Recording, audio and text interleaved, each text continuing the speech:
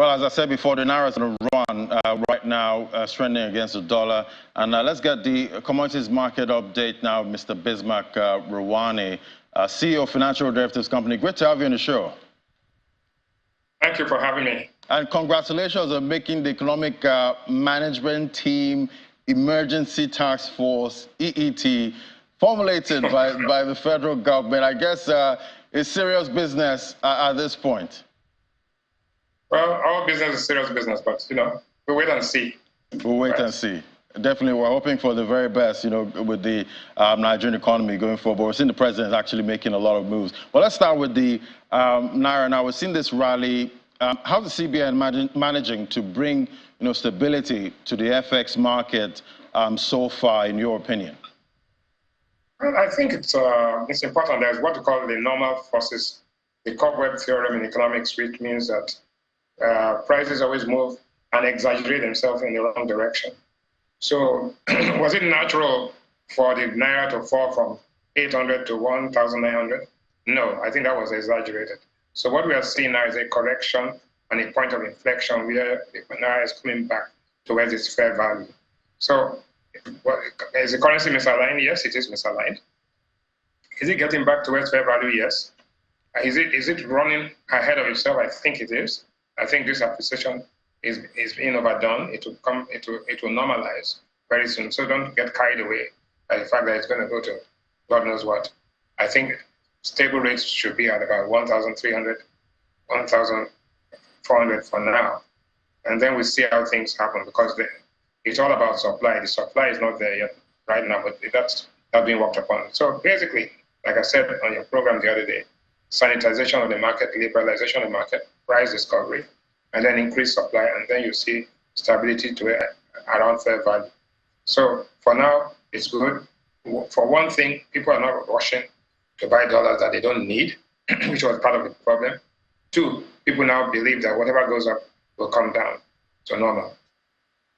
So in your opinion, is it time to dump all your dollars that you've been hoarding at this point and go full on Naira? And what do you think could be the headwind to this rally? The dollar is the paramount currency in the world. There's nothing you can do about it. They have inflation of 3.6%. They're looking for resilient growth in the United States. The United States contributes 25 to 26% of global GDP. It's the strongest economy in the world. Therefore, you cannot bet against the dollar. You just go with the flow. That's my advice. Go with the flow. Go with the flow. All right, let's take a look at the oil market. Now, we're seeing there was volatility earlier this week, but we're seeing a gain now. And the first quarter, I think we've seen about 13.54% gain year to date for WTI. Brent is up by 11.75%. What are you seeing for oil prices in the second quarter of 2024? The projections are, at least for the quarter, are at about 75, 78. But at 86, we are ahead. And therefore, it's good for us. It's good for oil producers, especially oil producers that don't have the challenges that we have. So our projected price in the budget was lower than that. So we have some headroom. But our production, which is more important, is beginning to increase. Even though the production that is increasing is from the less revenue accretive assets. So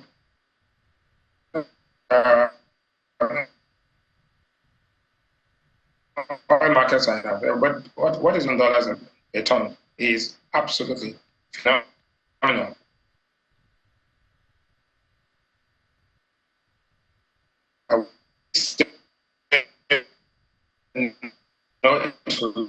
Stay there.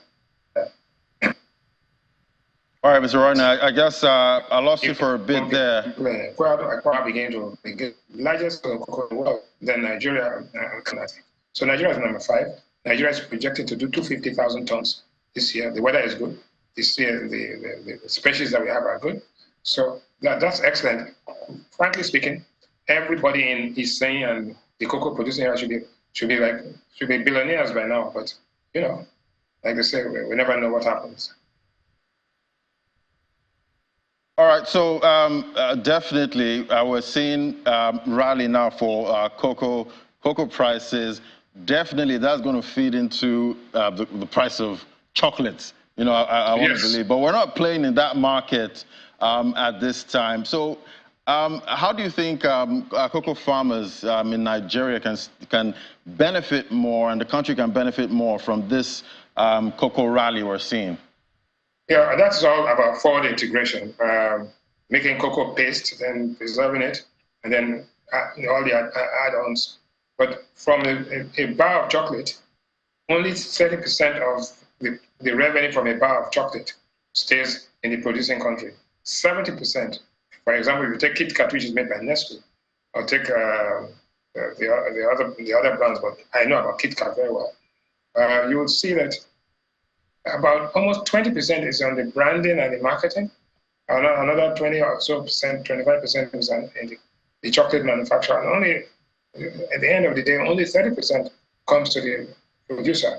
And even from the production end, the guys who do the commodity traders like Cargill and others make a big spread there. So there's no alternative but to integrate forward, to go into light manufacturing, and then fix your infrastructure, like we've said it so many times. And then all the others will fall in place. Ivory Coast is now the world's largest producer of cocoa, the world's largest producer of cashew. It's also going to play in the space of coffee. Nigeria, there's no reason why Nigeria should not participate and benefit. And as a matter of fact, Ivory Coast has now agreed to join OPEC because they found oil there, large reserves of oil. So very interesting days. The days of the giant of Africa dominating Africa are fast coming to an end. All right, let's hope at some point Africa can also play in that chocolate value chain. Thank you so much for coming on, Mr. Bismarck Rewane, CEO, Financial Derivatives Company. Thank you so much, and congrats again. Thank you for having me. All right, we'll take a quick break now. When we come back, we head straight to the markets. So stay with us.